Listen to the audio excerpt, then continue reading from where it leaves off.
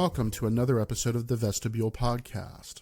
I'm your host, Jason Vest, founder and publisher of the Substack newsletter The Vestibule. This episode is titled Dr.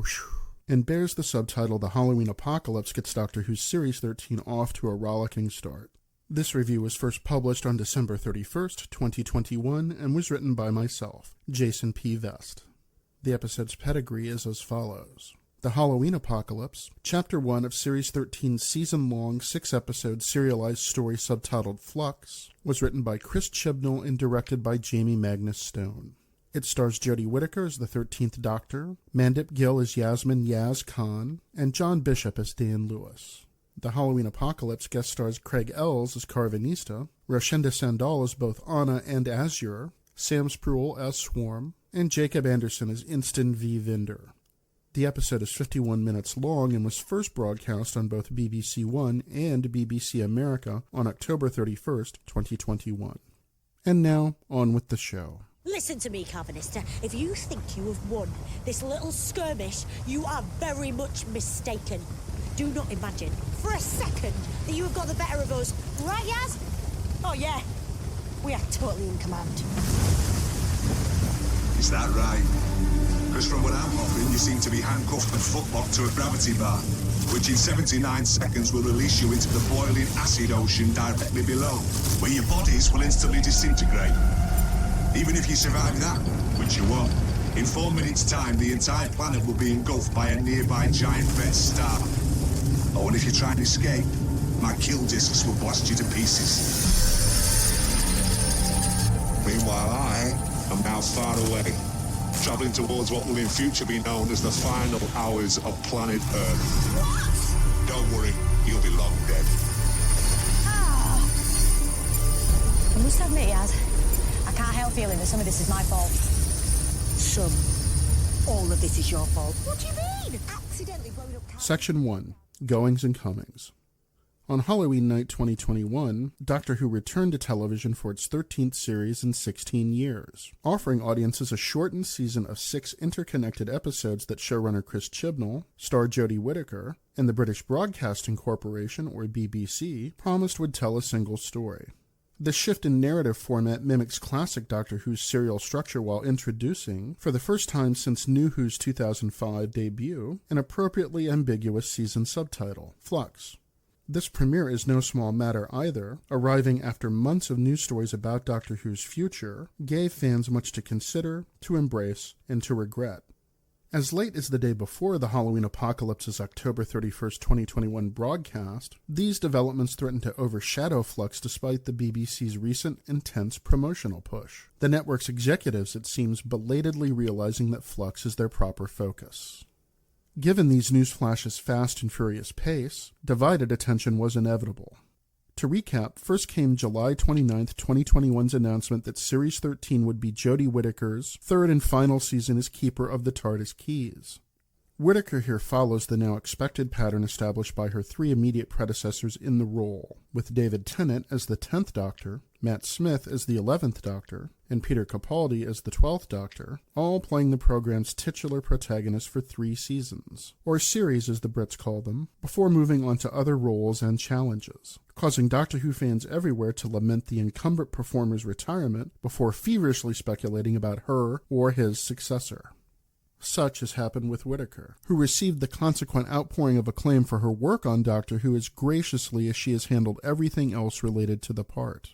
Whittaker's statement about leaving also provoked considerable off-track betting about her replacement, illustrating yet again that London's bookies are never happier than when the roles of the Doctor and James Bond are coming empty, meaning that 2021 has been a banner year for them.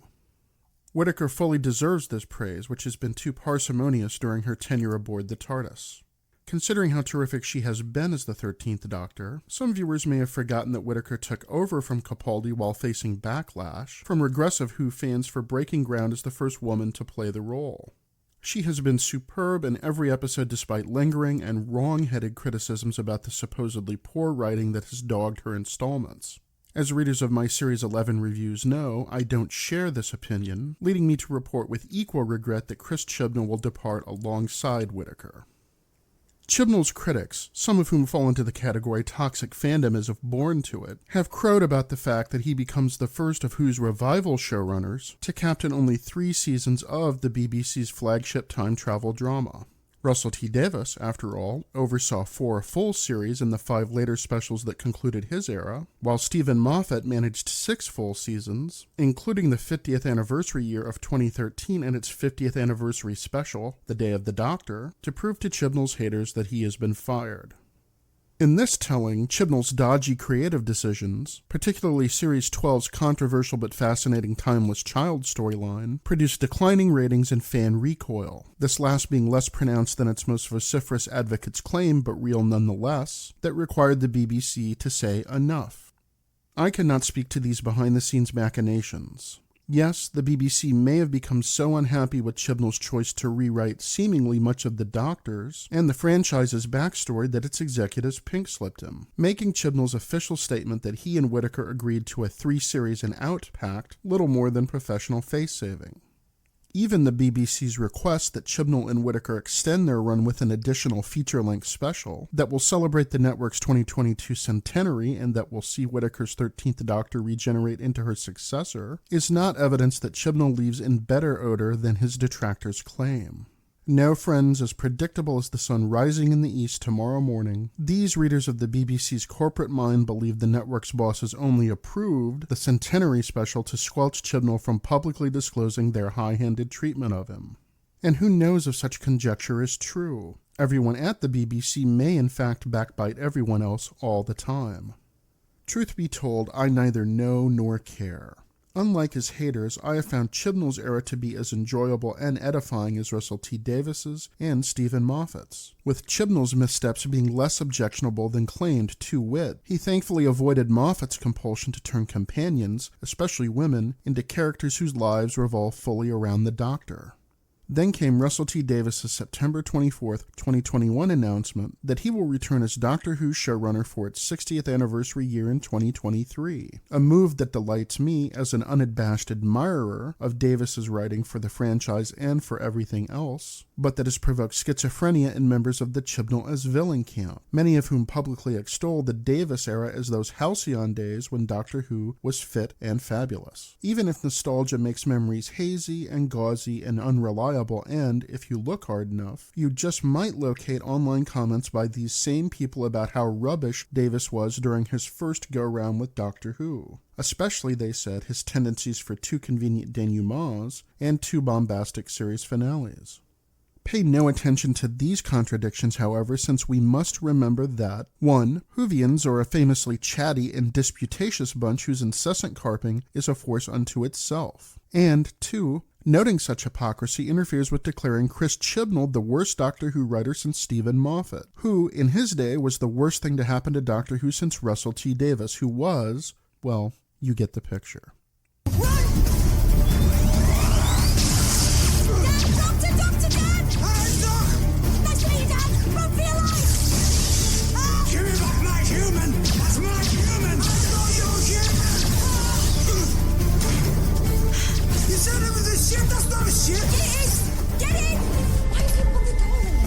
Bit of a daft place to have a door, isn't it? Seems to have a surplus of doors right now. I'm not sure why. Is all this inside that box? It's bigger on the inside. I can see that. It's called a TARDIS. I had a mate who had one of these. I think his was a bit bigger, actually. Shut up. Section 2. Comings and Goings. As such, the many press releases, hopes, and fears flying about cyberspace have threatened to swamp Doctor Who in a mire of rumor and innuendo. But now that Flux's premiere episode, remember, the first of only 6, has arrived, one hopes that we can return to enjoying the show itself, rather than shouting about its production whims and woes. Chibnall, always good with titles, serves up the Halloween apocalypse as Flux's inaugural entry to suggest that a fun and spooky adventure awaits. After all the bile, excitement, and hoopla the past few months have occasioned, what a relief it is to ask, how good is this newest entry? Good enough is my response, even if the Halloween apocalypse is not quite as fine as it should be, and not quite as sharp as Chibnall's previous 2 season premieres. Series 11's The Woman Who Fell to Earth, and Series 12's Spyfall, Part 1. Yet the Halloween apocalypse may be better than it has any right to be. Chibnall offers more exposition than seems wise even for an episode that introduces a complex, serialized plot that delves deeper into the already complicated timeless child narrative he has created. A move bound to upset fans who disdain this development, which was suggested, after all, by only a single exchange in Chibnall's second Who installment. Series 11's The Ghost Monument, first broadcast way back on October 14th, 2018. Afraid of your own newness. We see deeper though, further back, the timeless child. What did you just say? She doesn't know. What are you talking about? What can you see? We see what's hidden, even from yourself, the outcast, abandoned and unknown. Get out of my head. If you can parse even small passages of that last paragraph, you may well enjoy the Halloween Apocalypse for what it is. Chibnall's grand place-setting episode wherein he establishes the players, the locations, the themes, and the conflicts that Flux will dramatize. Chibnall prefers the furious pace that Doctor Who stories have always favored, with the Halloween Apocalypse being no exception. In simpler language, viewers must pay strict attention to every last detail or get left behind. This outing does not tarry with recaps or reminders about where we last saw the 13th Doctor, an effervescent Whittaker, and her longtime companion Yasmin Yaz Khan, the excellent Mandip Gill. Yaz and the Doctor, we learn, have been traveling together since their friends Ryan Sinclair, played by Tosin Cole, and Graham O'Brien, played by Bradley Walsh, exited the TARDIS for good at the conclusion of Revolution of the Daleks, January 1st, 2021's New Year's Day special. Yes, friends, 10 months have elapsed since Doctor Who last graced our screens, but during this interregnum, Chibnall has not lost his taste for absurd spectacle. The opening shot of the Halloween Apocalypse, for instance, finds the Doctor and Yaz hanging upside down from a hovering metal bar that suspends them over an unnamed planet's ocean of acid. Yes, really. A helmeted character named Carvanista, played by Craig Ells, explains, in his acerbic dialogue, that he is wearied of the Doctor tracking him throughout space and time. So Carvanista decides to do what so many previous characters have failed to accomplish, end the Doctor's travels once and for all. Bad move, longtime viewers think, since the Doctor scrambles the hoverbar's engines to rush herself and Yaz through the air, racing toward the TARDIS in a sequence whose visual effects mix impressive foreground renderings with dodgy background images. These shots may not quite mesh, but this first sequence's tempo is so frenetic that these flaws, having characterized New Who since Rose launched the show in 2005, seem forgivable. Indeed, why complain when watching these events is so much fun? Once safely aboard the TARDIS, the Doctor refuses to stop chasing Carvanista, telling Yaz, "No one gets away with doing that to us." Jodie Whittaker again proves why her departure from Doctor Who will be a hammer blow. She pitches this dialogue perfectly, on the edge of anger that expresses more annoyance than rage, even if Whittaker makes it clear that Carvanista has made the worst mistake of his life by opposing the Doctor. Viewers, therefore, may be taken by surprise when Carvanista later removes his helmet to reveal the face of a large dog man. Yes, dear listener, Carvanista is Lupari, a canine species that walks upright and that is species bonded to humanity, a concept that will take on life or death significance later in the Halloween Apocalypse. He is also the last living member of Division, the temporal covert ops agency that erased the Doctor's memories of being the timeless child. This development, however, comes only after the episode jumps frantically from location to location to introduce unrelated guest characters that, you guessed it, are linked by unexpected circumstances. Chibnall nicks this expository technique wholesale from every disaster movie ever filmed, having employed it in previous episodes, particularly 2019's New Year's Day special, Resolution, as well as Series 12's first and sixth outings, Spyfall Part 1 and Praxeus, respectively.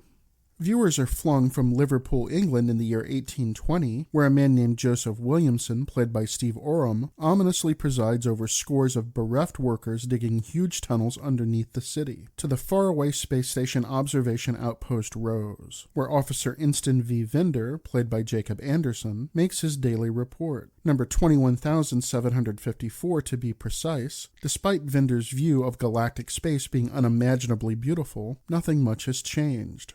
We stop along the way at an Arctic research station whose two inhabitants, Jan, played by Gunnar Coterie, and Anna, played by Roshenda Sandal, encounter a glowing device that floats above their garage floor that both characters seem to recognize if not fear, and that Anna quickly smashes with a shovel.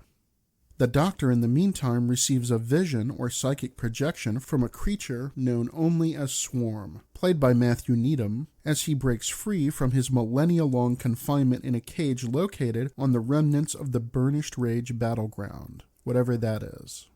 He does so by exploiting weaknesses in his containment capsule's security fields, then slaughtering the two female division agents sent to monitor his captivity before draining their life forces.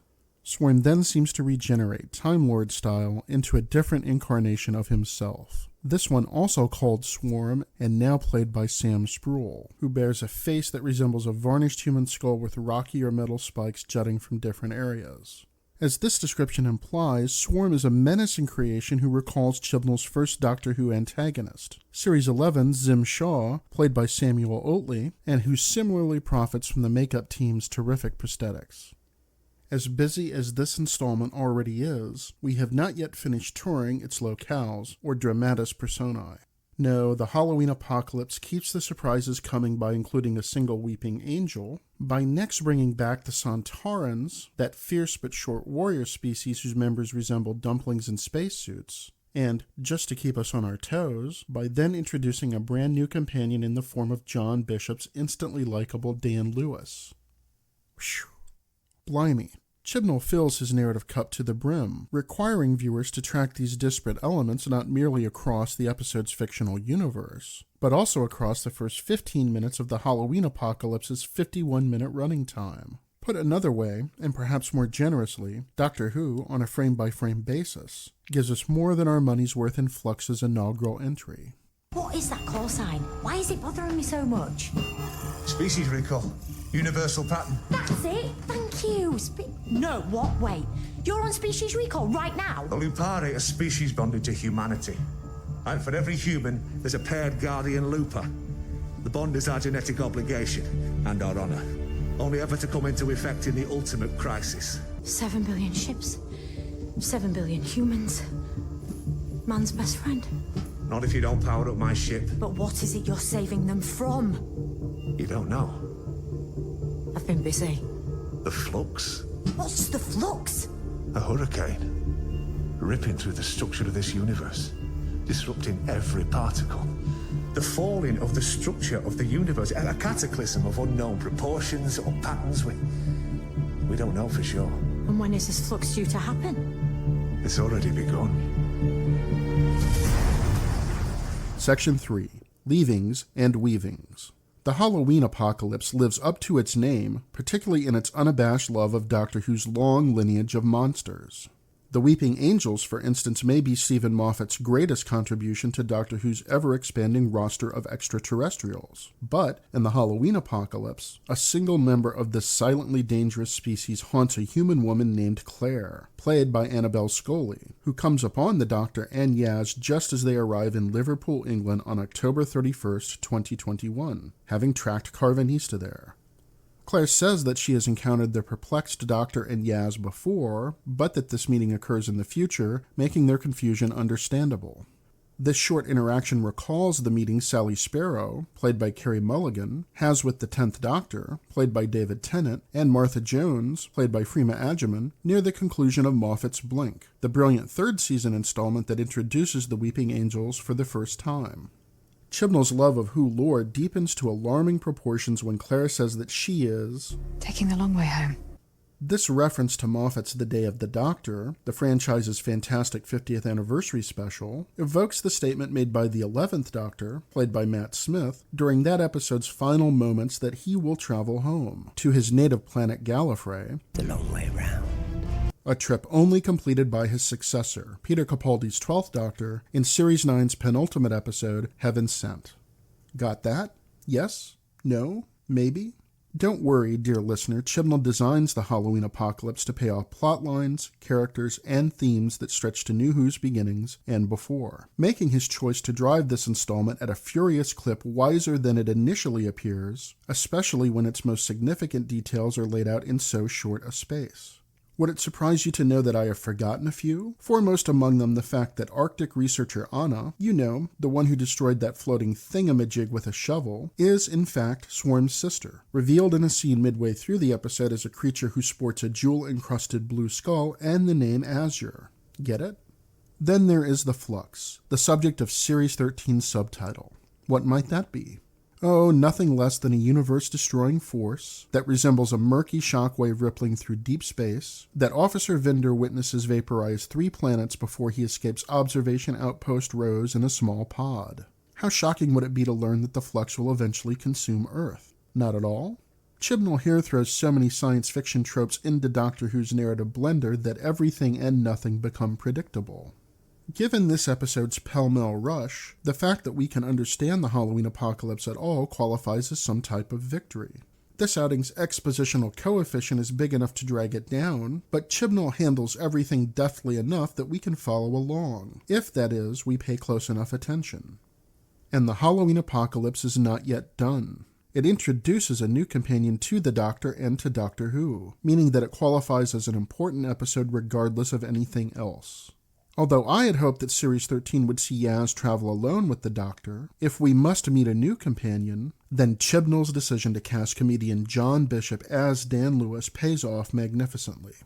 Dan is a proud Liverpudlian, indeed so proud that he gives tours of the Museum of Liverpool despite not working there and, in a line enthusiastically uttered by Bishop, even refers to himself as Official Scouse. Dan seems to work odd jobs. His occupation remains unclear, but when we meet him, he volunteers time at Liverpool's Jennings Street Food Bank, refuses to take home soup despite his fridge and cupboards being bare, and gives Halloween candy to visiting trick-or-treaters. Dan, as such, joins New Who's long line of compassionate everyday strivers. He's a working-class bloke whose essential goodness makes him a prime candidate for traveling with the Doctor, even if doing so will forever change him. Bishop plays Dan as a sweet, happy-go-lucky fellow who doesn't complain about his straitened circumstances, but simply gets on with life by enjoying what he can, where he can. He is one of the best aspects of the Halloween apocalypse, so seeing more of Dan as Flux unfolds is a welcome prospect. Bishop seems up to the challenge of playing whatever Chibnall throws at him, so I look forward to watching this new addition to Who's cast nearly as much as I anticipate enjoying the delightful tag team rhythm that Yaz and the Doctor have developed during their solo travels. Speaking of the Flux, its meaning stays in flux, get it? Until the final moments of the Halloween apocalypse, where it presages, drumroll please, nothing less than the end of the universe itself. Doctor Who has been here many times before, so the question isn't if the Doctor will save all of space and time from utter devastation, but rather how she will do so. Chris Chibnall knows this as well as anyone, so he engineers a nice narrative reversal in the Halloween apocalypse's final act. When the Doctor realizes that the Flux has already begun annihilating other planets and will soon reach Earth, she and Yaz also recognize that Carvanista is not, as they presumed, the advanced scout of a Lupari invasion fleet. Instead, the species bond that the Lupari share with human beings compels the Lupari to send their 7 billion interstellar ships to Earth to save as many people as possible from the Flux's destruction.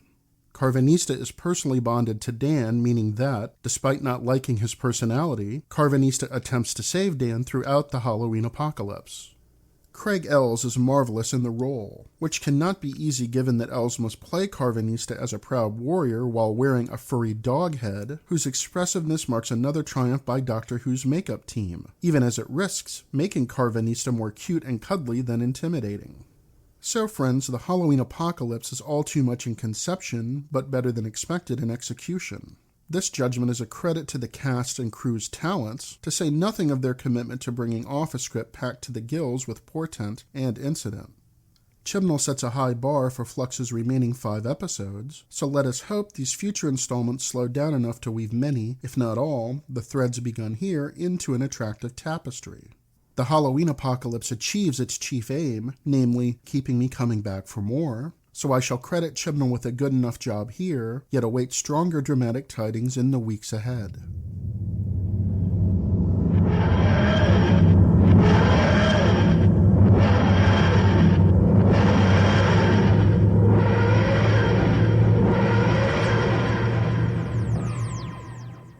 This review of Doctor Who's The Halloween Apocalypse includes an endnotes section, but since the 3 notes included there only offer publication information, I won't repeat them here. Please read Dr. on the digital device of your choice to see these notes and to access the hyperlinks embedded in them. Thank you for listening to this episode of the Vestibule Podcast. Please visit the newsletter's website at vestibule.substack.com to read this entry, to explore the images and linked resources available there, and to access all other posts. Until next time, this is Jason Vest, wishing you good humor and good cheer.